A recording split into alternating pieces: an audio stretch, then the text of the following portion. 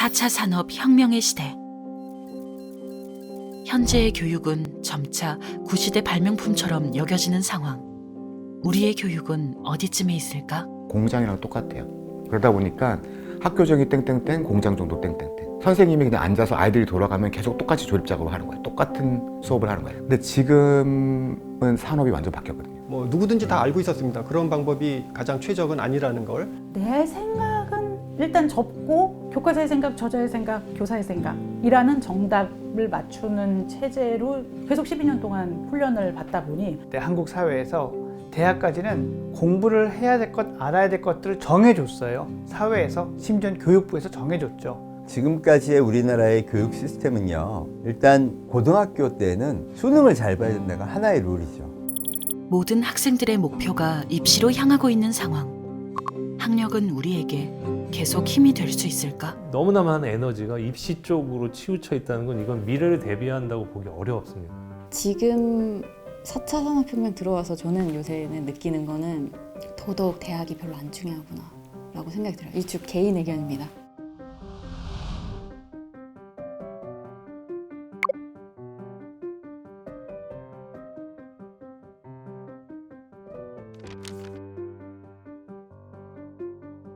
한국형 천재는 뭡니까? 나 혼자 잘하는 시대예요. 전국 수석이 누구냐? 그 사람이 슈퍼히어로죠. 내가 옆에 있는 애보다 1점이라도 더 받아야 살아남는 사회입니다. 고등학교도 지금 대학도 그래요. 지금 20세기, 21세기 특히 초연결 시대가 된다는 건 어떤 의미냐면 나 혼자 잘하는 시대가 끝났다는 거예요. 급변하는 시대. 변화의 회오리를 바라보며 내일을 계획해야 하는 우리 청소년들은 지금 그들 앞에 놓인 시간을 어떻게 보내야 할까?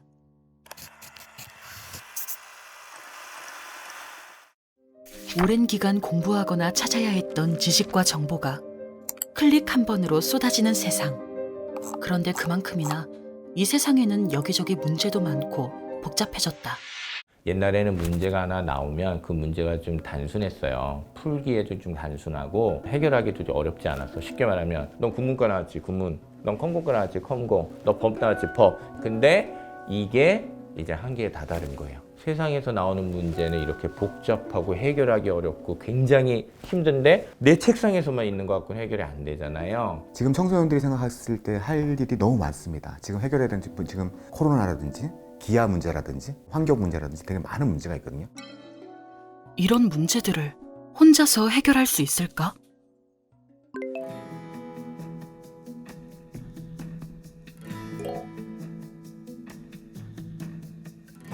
앞으로는 진짜 디자인 감각 뛰어난 사람, 진짜 인간 심리 꿰뚫는 사람, 진짜 프로그래밍 잘하는 사람, 진짜 이런 제품 디자인 잘하는 사람 다 협업해야 됩니다. 인간의 행동이나 심리나 이런 거에 대해서 잘하는 사람이 필요해요.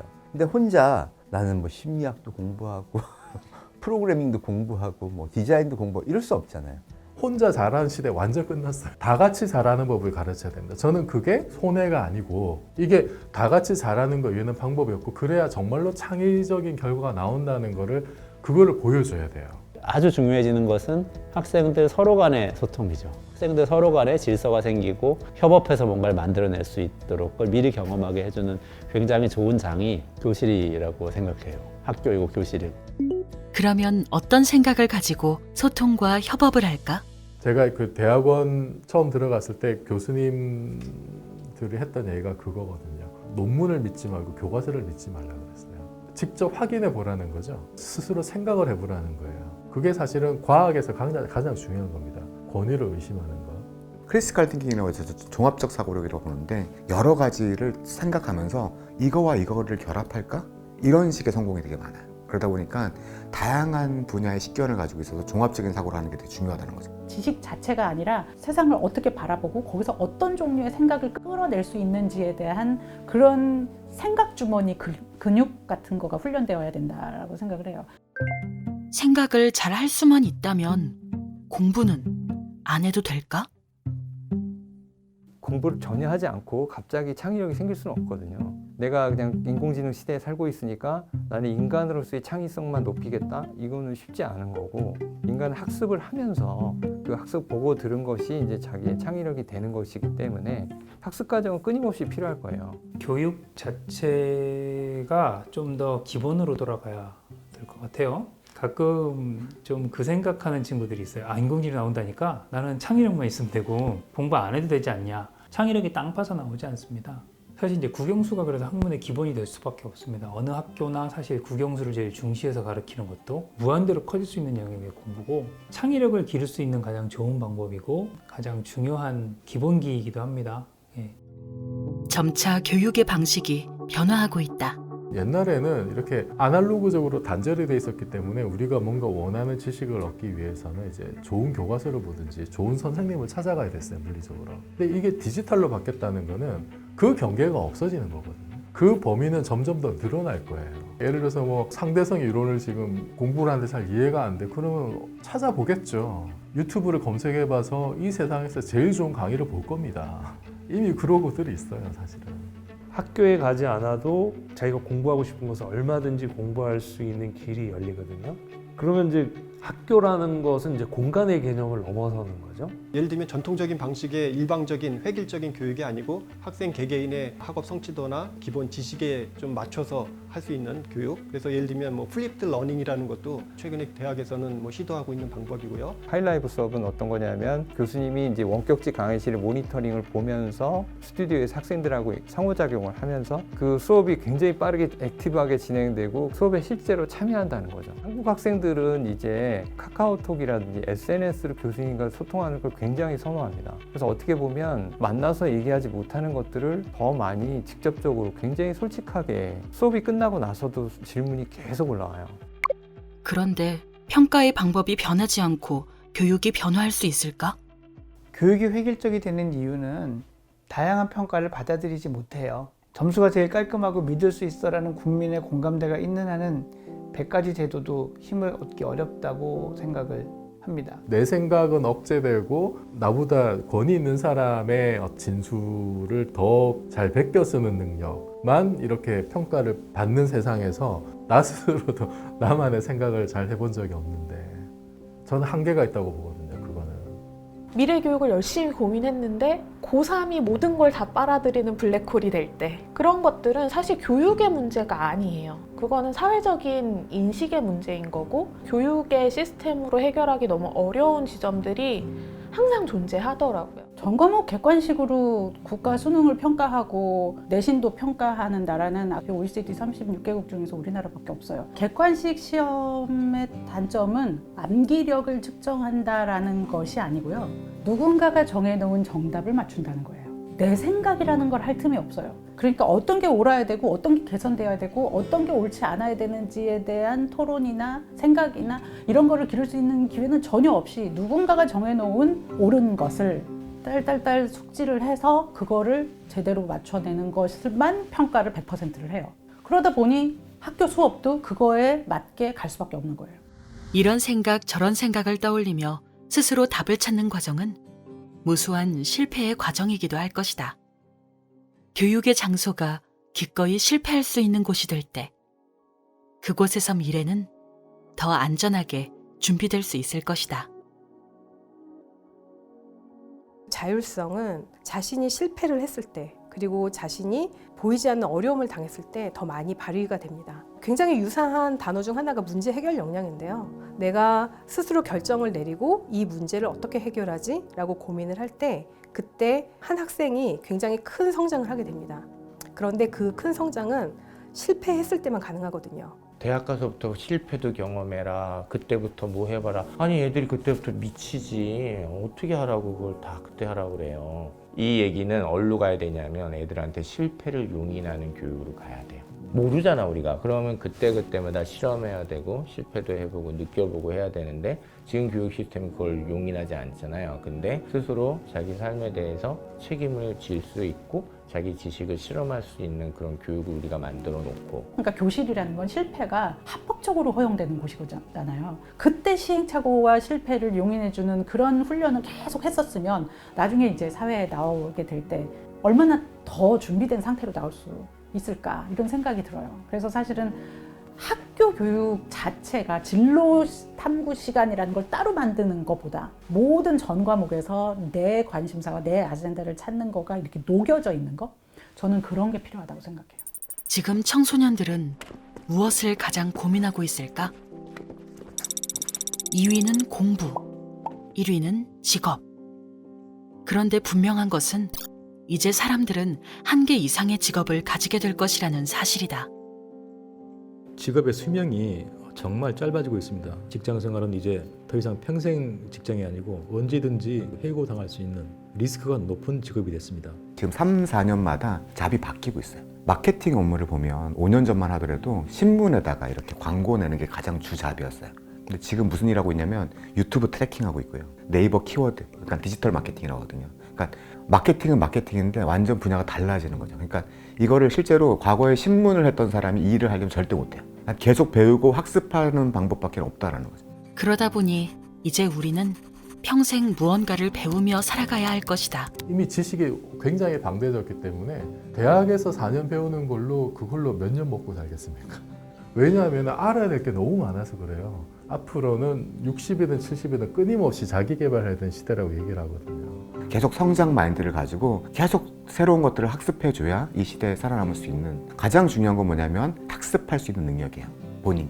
어찌됐든 간에 우리는 포트폴리오 인생을 살게 될 거라는 겁니다. 한 가지만 하는 사람이 아니라는 거예요. 글 쓰는 게 좋아서 작가로 시작했지만 상품을 파는 광고 글을 굉장히 잘 쓰다가 기업체 사장님이 되실 수도 있어요. 낮에는 오토바이를 타고 배달 일을 하시다가 오후 늦게부터는 작곡을 합니다. 이런 식으로 다 포트폴리오로 이루어진다는 걸 먼저 생각하고 항상 여러 가지 가능성을 열어두는 게 좋을 것 같아요. 내가 한 학문을 전공해서 그 지식이 사회에서 쓸모있게 되는 게 한 7년 정도라고 해요. 그 정도로 이제 사회가 빨리 변하는 겁니다. 그러다 보니까 내가 직장을 갖고 있다 할지라도 새로운 학문을 계속 습득해야 되는 상황이 되는 겁니다.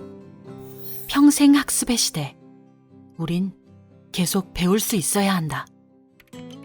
인생이라는 게 결국 지가 물어보고 답 찾고 물어보고 답 찾는 가운데 그 와정 자체가 중요한 거고 그 와중이 중요한 거기 때문에 끊임없이 자기가 실험하고 실패하고 나아가는 와중, 그 와중을 넓혀줄 거냐 안 넓혀줄 거냐, 난 또 진화하겠구나, 내 성장이 어디로 가는가를 그냥 스스로 묻는 거, 이 자체가 너무 중요하다. 나는 완전 그냥 타고나기를 수포자고 문송합니다인데 코딩 나 배울 수 없어. 이런 마음이 저는 독이라고 생각해요. 앞으로의 시대에는. 아마 미래에는 졸업을 하고 난 뒤에는 배울 게 더 많을 거예요. 그러니까 이 학창 시절에 내가 모든 걸 다 내 인생에 필요한 거 배우고 나가겠다. 이거는 애초에 불가능한 거죠. 그래서 배울 수 있는 힘을 기르는 시기라고 생각을 했으면 좋겠고. 벌써 몇 해 전이에요. 이름만 대면 알만한 모 대기업의 담당자가 저한테 개인적으로 이제 컨택을 해와서 어떤 것들을 문의했었냐면 신입사원 후보의 뇌파를 측정해서 이 사람이 새로운 것을 배울 수 있는 능력이 얼마나 되는지를 측정할 수 있느냐를 문의한 적이 있어요. 그것은 이미 현재 우리나라의 대기업에서 새로 채용하는 인재의 중요한 능력으로 새로운 것을 배울 수 있는 능력을 생각하고 있고 그것을 평가할 수 있는 방법을 고민을 하고 있다는 얘기거든요. 가르쳐주지 않아도 배울 수 있는 능력을 가르치는 것, 이게 정말 중요한 것 같습니다. 확실한 건 뭐냐면 인공지능이 잘하는 거는 가르치지 말아야 된다는 겁니다. 인공지능이 못하는 게 바로 포시라고 하거든요. 그러니까 창의력, 커뮤니케이션, 그리고 콜래보레이션, 협업, 그리고 크리티컬 띵킹, 종합적 사고력이라 저는 해석하는데 이 네 가지 부분의 역량을 어떻게 늘릴 거냐가 앞으로 되게 중요한 역할이 될 거고요. 그리고 더 배울 게 많아질 거예요. 배워야 할 게 너무 많은 우리 청소년들은 미래가 불안하고 막막하다. 학생들이 가장 많이 불안을 느끼는 거는 뭐 먹고 살지? 입니다. 뭐 먹고 살지라는 거에 이 밑에는 뭘 해도 안 될 것 같아가 깔려 있어요. 예를 들면 저희 학교에 굉장히 많은 학생들이 요즘에 상담을 옵니다. 학생들이 가장 힘들어했던 부분이 뭐냐면 미래에 대한 예측을 할 때 어떤 그 사실, 팩트를 궁금했던 게 아니라 미래에 대해서 불확실한 부분에 대해서 자신의 심리를 다스리는 부분을 굉장히 어려워했어요. 저도 불안했거든요. 내가 어떤 삶을 살게 될까? 내가 지금 하고 있는 게 잘 될까? 내가 이 길을 가도 되는 걸까? 근데 이제 불안하다는 감정은 긍정적으로 얘기하면은 이게 기대감, 설레임, 희망 이런 쪽과 통하는 거예요. 우리가 기대할 수 있는 미래에는 예전처럼 정해진 몇 개의 길에서 맨 앞줄에 서야만 인정받는 것이 아니라 보다 많은 가능성이 열려 있다. 저가 고등학교 때만 해도 그냥 공부를 일단 잘하고 잘하면은 이 직업을 택하는 거지라는 이런 룰 같은 게 있었는데 그 룰이 다 이제 깨질 것이다. 그러니까 그 기준이 여러 가지로 쪼개지게 되고 굉장히 다채로워질 거예요. 이거는 두려움이나 불안이 아니고 굉장히 즐거운 일인 거거든요. 하나의 기준으로만 우리가 달려가지 않아도 되는 세상이 되는 거니까 그런 면에서는 굉장히 긍정적이라고 생각을 해요. 그 4차 산업혁명이라는 시대가. 결국은 이 문명은요, 정말 다양한 분야에서의 성공을 보장하고 있습니다. 다가오는 새로운 세상을 한마디로 정의하자면은 기회가 여러 번 주어지는 세상일 겁니다. 과거에는 창업을 했으면 공장을 세우고 막 이래야 되기 때문에 실패하면 되게 망하는 거예요. 그냥 아들까지 다 망하는 거였는데 디지털에서는 되게 많이 도전하고 학습하고 그리고 계속 이 패턴이 되게 빠른 사람들이 많이 성공합니다. 그래서 그렇기에 직업이 아니라 무슨 일을 하고 싶은지 생각해보는 것이 중요하다. 진로가 직업은 아니다 라는 말씀은 분명히 드릴 수 있습니다.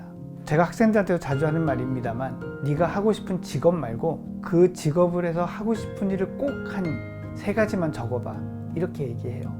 사실 지금 이 시점에서도 진로 고민이 다시 되는 것은 사실이거든요. 근데 그 진로 고민을 할 수 있는 이유는 하고 싶은 것, 제가 원했던 것의 이 일의 본질은 영상을 만드는 것 그리고 그걸 사람들이랑 나누는 것이라는 이 본질을 찾았기 때문이에요. 그러니까 결국 진로라는 것은 이 본질을 찾는 것이 아닐까. 거시적인 안목에서 삶의 목적은 무엇이고 그것이 공동체의 행복이나 그 목적하고는 어떻게 부합될지를 생각할 수 있는 좀 더 폭넓은 안목, 유연한 사고 그런 것들을 가질 수 있도록 노력하고 사명감을 갖고 있다는 게 그 일에서는 본질적으로 중요한 거예요. 그게 모든 걸 다 바꾸거든요. 그래서 진짜 중요한 거는 첫 번째로는 나는 뭐를 만들어내겠다는 게 굉장히 중요하다고 생각합니다. 그래서 사실 진로 선택의 가장 기본이 되는 게 뭐냐면 흥미, 적성, 가치관이거든요. 흥미는 내가 좋아하는 거고 적성은 내가 잘하는 거고 가치관은 내가 중요하다고 생각하는 거잖아요. 이게 다 내 안에 있는 거거든요. 자꾸 밖에서 답을 찾으려니까 어려운 거죠. 뭐가 유망하더라,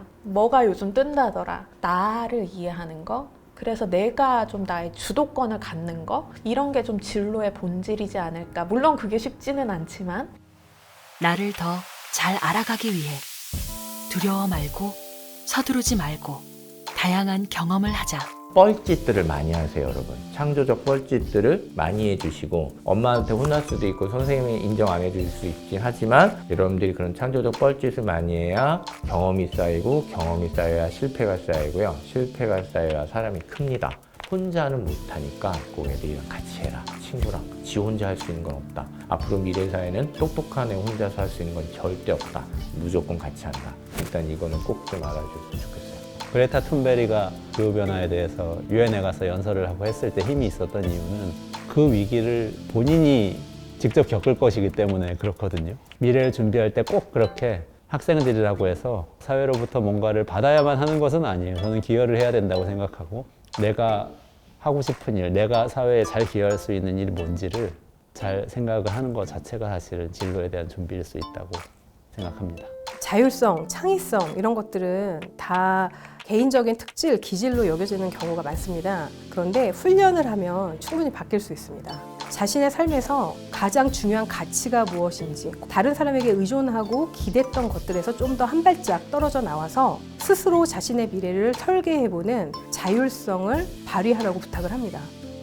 그럼 이제 청소년, 부모, 학교는 무얼 해야 할까? 첫 번째 조건이 허용하는 거예요. 아이가 다른 종류의 생각을 얘기를 할 때 귀 기울여 들어줄 수 있는 엄마와 아빠가 옆에 있고 조금은 괜찮은 생각을 했을 때 과하게 리액션을 해줘서 인정을 해주고 허용이라는 느낌이 들게끔 하는 그런 서포트하는 환경이 조성이 된다면 우리 학생들이 조금 더 다른 생각을 하고 내 적성에 맞는 진로를 찾는 데에도 조금 더 도움이 되는 그런 교육 환경이 되지 않을까. 그럼에도 불구하고 현재의 교육과정, 과열된 입시 교육 그 과정을 버텨내는 것이 그 사람에게 주는 의미가 분명히 있습니다. 그게 뭐냐면 이 사람은 무언가 목표를 위해서 끝까지 참아낼 수 있는 힘은 있다는 뜻이거든요. 언젠가 본인이 정말 내가 하고 싶은 일을 만났을 때 내가 내 모든 것을 던져서 일할 수 있는 사람이라는 믿음을 갖는 것과 그렇지 못한 것은 엄청난 차이를 가져오거든요. 노력할 줄 아는 사람과 노력도 할 줄 모르는 사람의 차이는 너무나 크다는 거, 그 말씀은 꼭 드리고 싶고요. 일단은 지금 그 정해진 규칙에 따라서 좋은 성과를 내도록 노력하는 수밖에 없습니다. 일단 그게 현실적이에요. 그런데 이제 제가 말씀드리고 싶은 거는 뭐냐면은 그게 다가 아니다. 더 좋은 방법들이 있다. 라고 하는 걸 인식하는 게 중요해요. 그래야 그런 희망을 가지고 살아나갈 수 있고 그런 사람들이 세상에 나왔을 때 조금씩 그런 영역들을 넓혀 나갈 수 있지 않을까 싶어요. 조금 더 유연해졌으면 좋겠어요. 저도 좀 되게 지금 청소년들이 가장 혼란의 시기인 것 같아요. 완전 디지털로 전환되고 있는데 학교 교육은 그대로고 산업은 엄청나게 빠르게 변하고 있는데 조금 더 그런데 열려서 관심을 갖고 지켜볼 수밖에 없습니다. 개인적인 측면도 중요하지만 자기 자리가 전체 사회 속에 그리고 역사의 흐름 속에 어디쯤 있는지를 아는 게 중요한 것 같아요. 그래서 지금보다 역사 교육이 훨씬 더 강화돼야만 그래서 인류가 어떤 식으로 어디로 가고 있는지에 대한 공동체 전체의 어떤 인식과 합의가 있을 때 좋은 사회를 만들어 갈 수 있다고 보거든요. 인간만이 할 수 있는 사고를 제대로 준비하는 게 청소년기에 필요한 준비가 아닐까. 철학적 사고나 비판적 사고 이런 거 위주로 좀 교육을 해야 우리가 모두가 더 다 잘 안전하게 살 수 있지 않을까. 아이들이 독수리 오형제다 이렇게 생각을 하시면 좋을 것 같아요. 청소년들이 이제 노동시장에 진입한 취업하는 그 시기에 얘들이 어떤 일을 하느냐에 따라서 노년 세대 삶의 질이 좌우됩니다. 그러니까 이 아이들이 지구를 구할 거라고 생각을 하셔야 돼요. 독수리 오형제가 지구를 구하는 거잖아요. 자기 스스로에게 많은 가능성을 열어두는 게 좋습니다. 선택권을. 그래서 여러분 절대 기죽지 말고 더 많은 선택권을 줘라. 더 많은 가능성을 여러분 스스로가 좀 인정을 해줘라. 미래를 예측하는 가장 좋은 방법은 미래를 만드는 것이다. 왜냐하면 내가 오늘 어떻게 하는가에 따라서 미래는 달라질 수 있기 때문에 내가 이거에 대해서 어떻게 할 수 있을까? 내 목소리를 어떻게 낼 수 있을까? 이런 것들을 사실 뭐 학생이든 교육자건 그냥 누구든 다 고민하고 실천해야 된다고 생각을 하고요. 저는 겁먹지 말자, 이런 겁먹지 마라 이 말을 제일 해주고 싶어요. 본인들이 노력하는 대로 사회가 바뀔 수 있다는 그런 강한 기대감과 희망을 가지고 좀 더 적극적으로 자기 개발에 힘썼으면 좋겠다 하는 말씀 드립니다. 미래의 주인공 청소년들, 그들이 만들어가는 미래가 바로 우리의 미래가 될 것이다. 사회 곳곳이 교육의 현장이 되고 보다 많은 사람들이 관심을 가질 때 우리의 미래는 더 단단하게 준비될 것이다.